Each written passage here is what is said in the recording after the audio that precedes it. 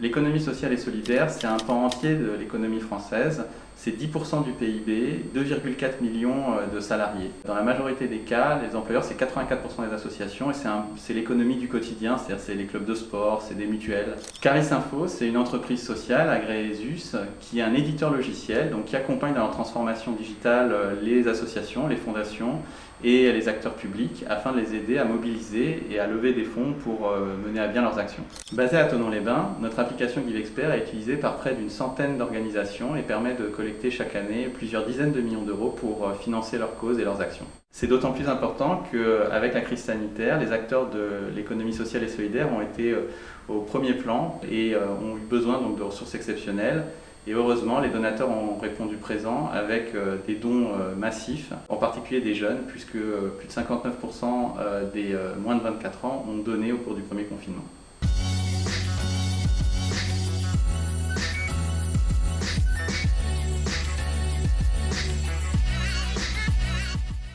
Cette année, ce qu'on a vu arriver, c'est beaucoup de jeunes. Parce que le gros de nos bénévoles ont en général plus de 60 ans.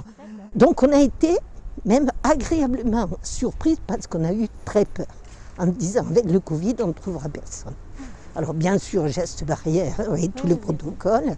Mais globalement, on a réussi à mettre en route les équipes. Ça correspond pratiquement à 400 personnes qu'il me faut. Hier, premier jour de collecte, ça a relativement bien donné. Parce que le Chablais étant, vous savez, une république indépendante, donc comme on est loin de Grandvessal, mes 20 magasins sont assemblés, on va dire, stockés à l'ancienne caserne des pompiers pour 3 jours. Et c'est là que se fait le tri, pour optimiser aussi les cagettes, parce qu'on a besoin de réutiliser les cagettes pour continuer la collecte sur le samedi, le dimanche. Voilà. Et cette année, il y a 5, 6, voire 7 magasins qui seront ouverts le dimanche matin. Et Botanique toute la journée du dimanche. Alors pour Botanique, on a innové cette année une formule dématérialisée. C'est-à-dire que, comme il n'y a pas beaucoup d'alimentaire, on distribue aux personnes un tract, un feuillet, sur lequel figurent des codes barres spécifiques qui correspondent au fait d'offrir 1 ou 2 repas à 2 €, 5 €, etc. Donc c'est beaucoup plus facile, même pour celui qui vient chercher un sapin de Noël ou une fleur qui ne passe pas par le rayon alimentaire. Il a l'occasion de donner sa participation s'il le souhaite. Et puis pour nous, c'est beaucoup moins de travail de logistique derrière. Donc c'est une innovation de cette année et j'en suis très très contente. Bravo.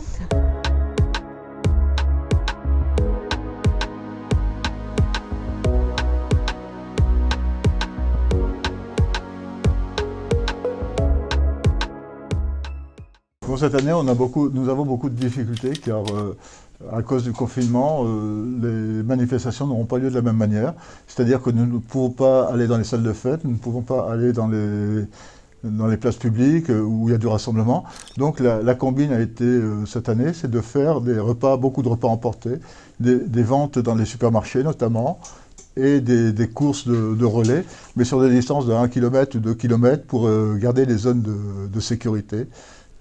Confinement oblige. Il y a aussi, c'est ce qui passe beaucoup avec notamment les pompiers, c'est de faire des pages de collecte qui, je l'espère, vont rapporter beaucoup d'argent par Internet. Donc voilà.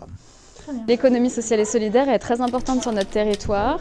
On veille à mettre à disposition ce qui est nécessaire pour que les acteurs de l'économie sociale et solidaire, donc dont les Restos du Cœur, puissent mener à bien leur mission auprès de leur public.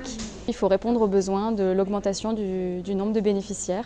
Nous, en tant que commune, on doit donner les moyens, en tout cas on veille à donner les moyens aux associations de pouvoir réaliser au mieux leur mission. Chacun doit s'adapter dans cette crise sanitaire. Les Restos du Cœur ne peuvent plus accueillir les usagers ici et ne peuvent plus accompagner les personnes autour de la convivialité parce qu'il y a effectivement la nourriture solide, mais il y a aussi la nourriture affective.